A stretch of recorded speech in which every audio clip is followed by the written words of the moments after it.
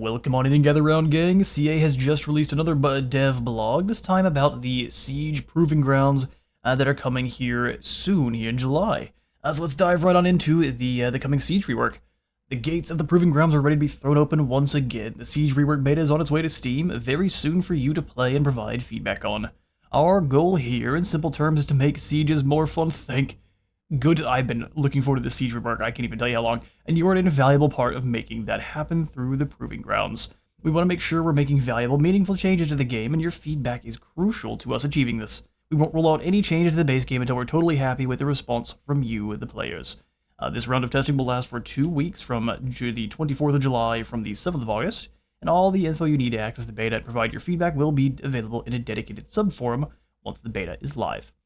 Finally, we're excited to announce that on Thursday, the 17th of July at 2:20 p.m., we'll be hosting a live stream on the Total War Twitch channel where we'll be joined by Battle Team lead Milko Vasilev, I'm guessing is how you pronounce that, otherwise help me out, to explore the changes included in this beta for more detail.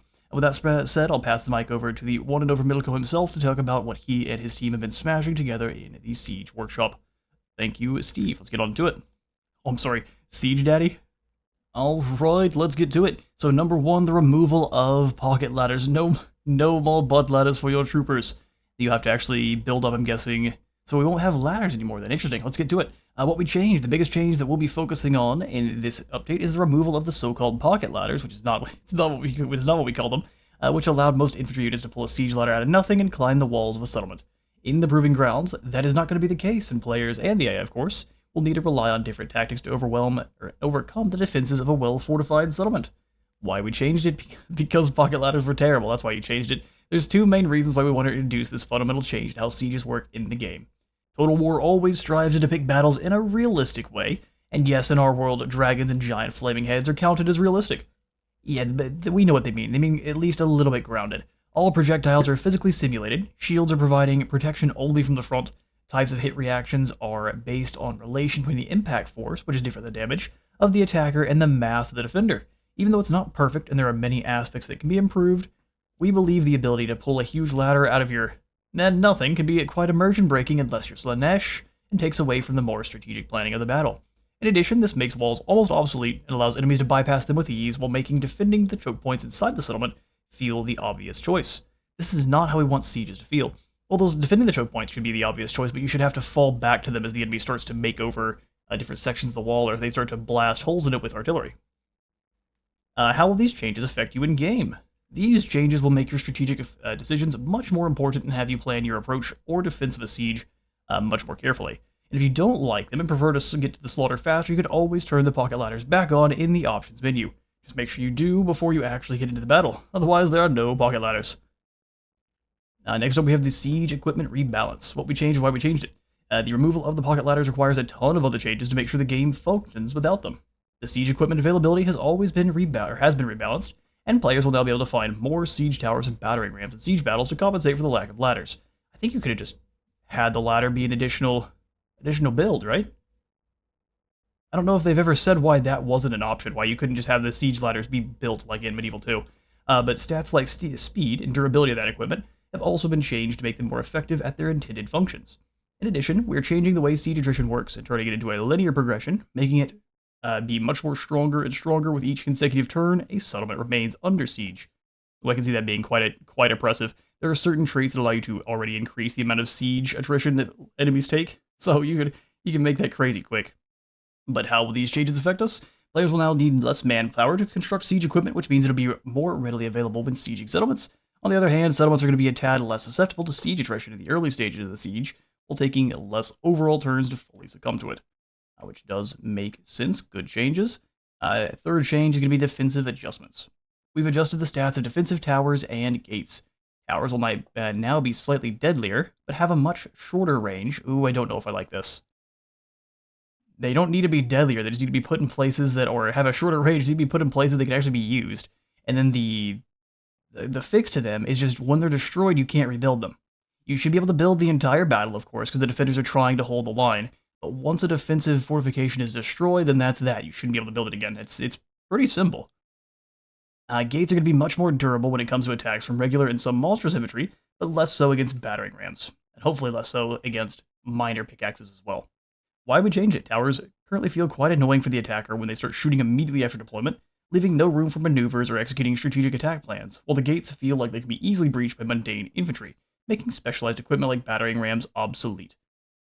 I don't know that I agree that towers feel annoying, because all you gotta do is destroy them with a flyer or with artillery. If you're sieging a settlement, you have to make sure you have equipment to deal with all the things the enemy has, otherwise you're gonna suffer. That's just how sieges work. That's supposed to be easy.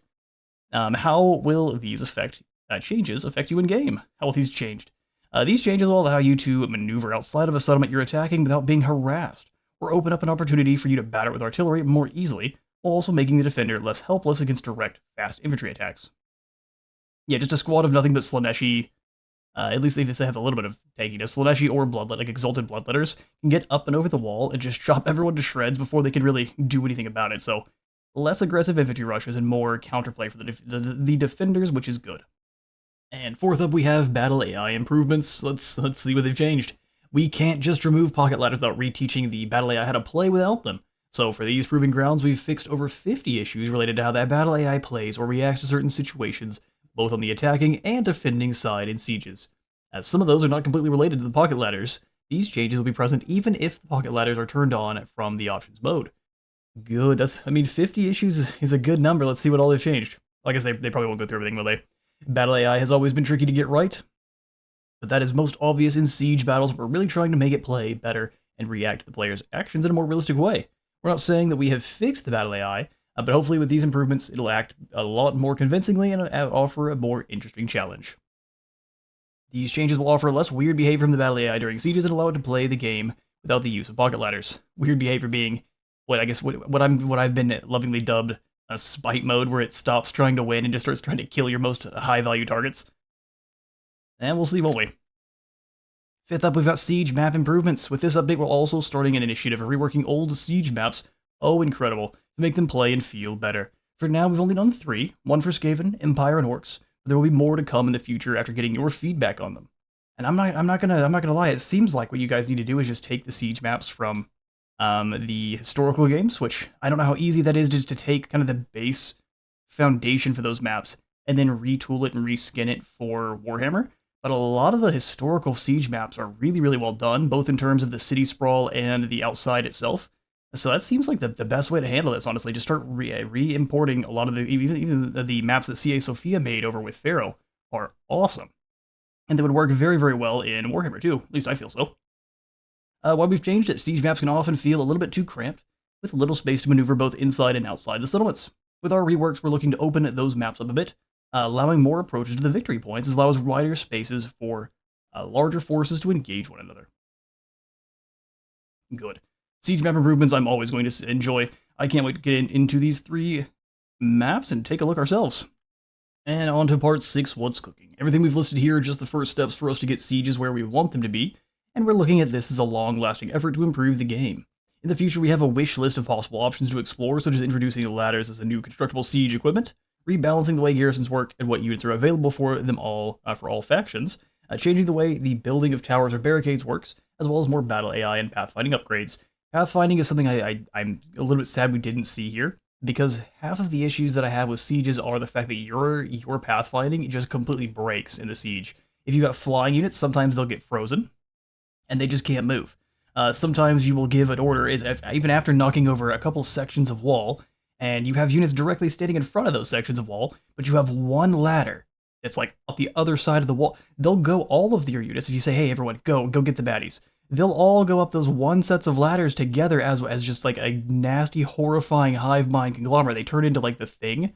It's bizarre. So pathfinding is kind of the biggest issue with sieges, followed very swiftly by the actual buildable objects and how the AI handles them. So I love to see what we've got here. There's definitely more to be done. I can't wait to get in. This says that we have until August or July 24th, so it's coming up quite quickly. Let me know what you all think, though. How are these siege improvements do you think are going to, how do you think they're going to improve the game? And what actually would you suggest to CA to further change the sieges in a positive way going forward that they may not have mentioned here? Let me know, and thank you all for stopping on by today's video. If you enjoyed, please remember to leave a like for the like god, and a sub for the sub zone, and I'll see you all in the next one.